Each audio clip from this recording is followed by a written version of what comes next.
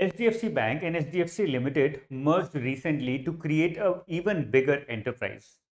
The question that arises is, in a short span of 30 years, HDFC Bank एक startup से एक domestically systematically important bank किस तरह से बन पाया? What has it done to convert itself from a startup in the banking industry in 1994 to one of the largest banks in India? इसको हम बैंकिंग एस्पिरेंट्स और बैंकर्स के पॉइंट ऑफ व्यू से कवर करने की कोशिश करेंगे. You might have already seen a lot of videos on the merger of HDFC Bank and HDFC Limited, which is an NBFC non-banking financial corporation. But हमारे लिए बहुत ज़्यादा इंपॉर्टेंट ये नहीं है. इंपॉर्टेंट ये है कि HDFC बैंक ने ऐसा क्या किया कि वो इतना बड़ा बैंक बन गया and it is even more profitable than SBI, जो कि इंडिपेंडेंस से पहले का बैंक है. तो समझने की कोशिश करते हैं. ये पूरी स्लाइड में मैंने सारी हिस्ट्री और सारे रीजंस बता दिए हैं. तो अगर आप इसका स्क्रीनशॉट भी लेंगे, it will be very easy for you to understand and remember. Either you are a banker or a banking aspirant, दोनों के लिए ही ये समझना बहुत ज़रूरी है कि HDFC ने ऐसे क्या टेक्निकल एस्पेक्ट्स अपनाए because of which it has become such a big and profitable entity. शुरू करते हैं शुरुआत से. HDFC limited was setup as an NBFC in 1977. Purpose क्या था? ऐसा क्या वो मार्केट में लेके आए that they were successful in these initial 20 years? Home loan category वो एक नया कॉन्सेप्ट था. इंडियंस होम लोन लेने में या किसी भी टाइप का लोन लेने में ज़्यादा इंटरेस्टेड नहीं होते थे. It was with HDFC as well as ICICI that people started introducing themselves to home loans. उनको लगा कि 30 साल वेट ना करके अपनी जॉब के स्टार्ट होते ही आप एक होम लोन लें and through that home loan you can access your own property, your own home. This became successful in the initial 20 years. After this HDFC bank introduce हुआ as a subsidiary of HDFC limited which was an NBFC. 1990s के economic reforms के बाद ये identify किया HDFC ने कि हमको भी एक बैंकिंग लाइसेंस लेना चाहिए.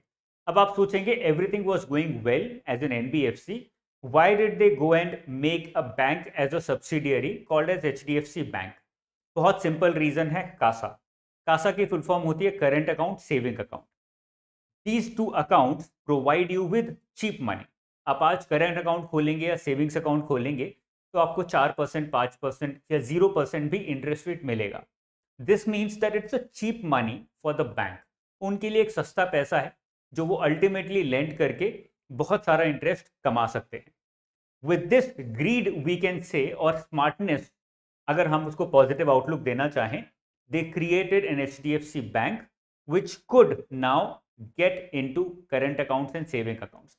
तो वो लोगों के डिपॉजिट्स ले सकता था and by lending this money further they could easily make more money. इसलिए HDFC लिमिटेड के साथ साथ they also started with a banking entity. इसीलिए वो एक डोमेस्टिक सिस्टमेटिकली इंपॉर्टेंट बैंक बन पाया है पिछले 30 सालों में. अब इसके रीजंस क्या हैं कि वो एक डोमेस्टिक सिस्टमेटिकली इंपॉर्टेंट बैंक बन पाया है? बहुत छोटा सा एक्सप्लेनेशन DSIB के बारे में. There are 3 banks in India which are identified as domestic systematically important banks by RBI. Basically these are too big to fail banks, जो अगर फेल हो गए तो पूरी बैंकिंग इंडस्ट्री और पूरी इकोनॉमी फेल हो सकती है.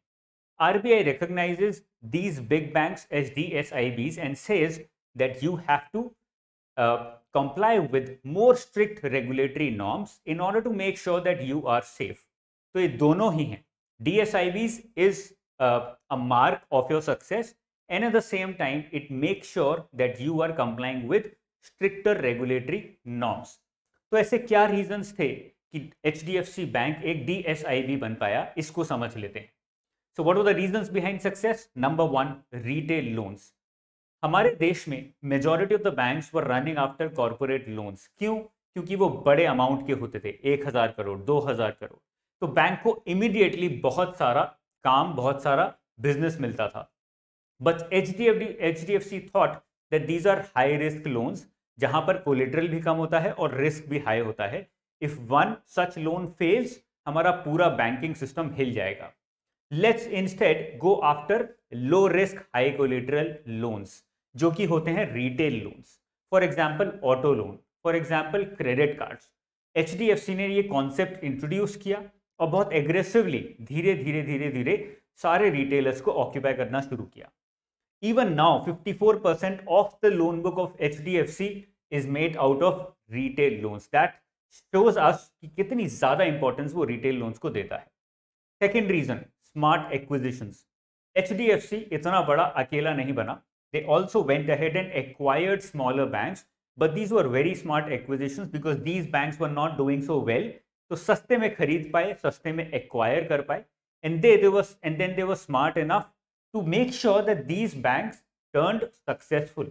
उनको टर्न अराउंड करने की रिस्पॉन्सिबिलिटी HDFC बैंक ने उठाई। 2000 में टाइम्स बैंक को एक्वायर किया और 2008 when the global financial crisis hit the world, worst possible time में उन्होंने सेंचुरियन बैंक ऑफ पंजाब को बहुत सस्ते में खरीदा and they were able to turn it around and make it profitable as a part of HDFC Bank. Third reason, which is one of the most striking reasons of the success, 20% year-on-year rule. HDFC did not believe in growing 100% or 1000% in a year. Instead, they said, हम लोग हर साल 20% की growth रखेंगे, that's it. We have to make sure that in good times we are growing by 20%, but in bad times also we are growing 20% every year. The bank has make sure कि ये 20% हर साल grow कर रहा है, and that has resulted in its humongous growth in the past 20 to 30 years. Unique solutions, ये एक बहुत important reason है जो कि बताता है importance of innovations के बारे में. So if you're a banker, तो आपको ये unique solutions समझ आने चाहिए so that you can also contribute towards introducing these kind of solutions in your bank. At least सोचें उसके बारे में, तभी आप इनको इंट्रोड्यूस करवा पाएंगे. First unique solution was check settlement cycle. 1994, 1990s में चेक सेटलमेंट साइकिल बहुत लंबी हुआ करती थी. What are the reasons behind that? एक एग्जाम्पल लेके समझ लेते हैं.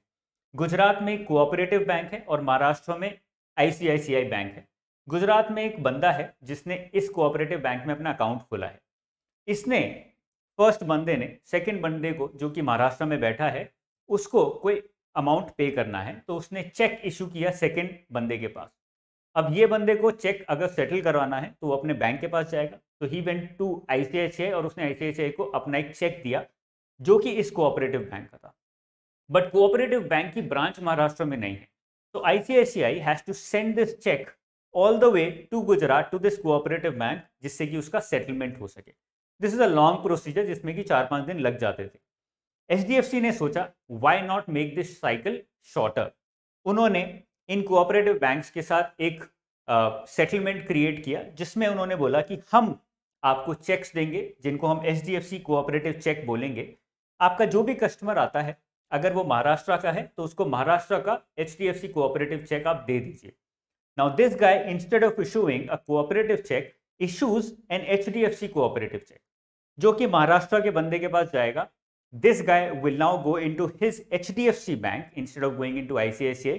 तो यहाँ पे उसने एक और कस्टमर एक्वायर किया HDFC का, and the check can now be settled here itself in Maharashtra itself without the need of taking it all the way to Gujarat. क्यों? क्योंकि चेक जो है वो HDFC कोऑपरेटिव दोनों का कल्मिनेशन है, अकेला कोऑपरेटिव का नहीं है. दो और रीजंस हैं which made sure that HDFC becomes such a big bank in a short span of 30 years. Entry into retail, जो कि मैंने आपको एडवांस में बताया भी था. क्रेडिट कार्ड्स, ऑटो लोन्स, ये दो मेजर एक्टिविटीज थी जिसमें HDFC was one of the first ones to enter. इसकी एंट्री से उन्होंने बहुत सस्ते लोन्स एक्वायर किए, बहुत अच्छे हाई क्वालिटी लोन्स जिनका NPA कम होता है. This is the reason that HDFC has one of the lowest NPAs even today when the market is not doing so well. And the last is customer cash flow, not asset value. This is again a philosophy which started with the culmination with the introduction of HDFC Bank, जहां पे HDFC ने बोला हम लोग loans जब ही देंगे जब हम कस्टमर की कैश वैल्यू को जस्टिफाई कर पाएंगे. It doesn't matter what asset value the customer has. आप अपने ऊपर ही ले लीजिए, अगर आपके पास एक गाड़ी है, एक बंगला है और कुछ नौकर हैं, your asset value might be very high. आपके पास कुछ प्रॉपर्टी भी है, आपके पास लेट्स से एक जेट भी रखा है, your asset value is very high. But HDFC will not give you a loan unless your cash flow is equally good. अगर आपके बैंक में पैसा नहीं आ रहा है रेगुलरली तो HDFC आपको लोन नहीं देगा। This philosophy along with the philosophy of 20% year on year growth rule made sure that HDFC was able to grow regularly। और इस रेगुलर ग्रोथ के साथ साथ ही HDFC has become one of the biggest, one of the largest startups in India in a short span of just 30 years. अब अगर आप किसी के सामने खड़े हैं और आपको कोई बोलता है कि HDFC बैंक और HDFC लिमिटेड का मर्जर हुआ है, you will be easily able to explain to them the banking and the hardcore reasons behind the growth and the success of HDFC bank, जिसकी वजह से उसने अपने ओरिजिनल होल्डर जो कि HDFC लिमिटेड था उसको भी अपने अंदर मर्ज कर लिया है। I hope you like this small session जहां पे मैंने HDFC मर्जर को एक्सप्लेन करने की कोशिश की है with giving the core reasons behind its success and the merger. For such similar videos, do not forget to subscribe to my channel. This channel is both for bankers as well as banking aspirants जो कि banking knowledge attain करना चाहते हैं and they want to grow in the banking sector, which is one of the most revolutionizing sectors today. All the best. Take care. Jai Hind.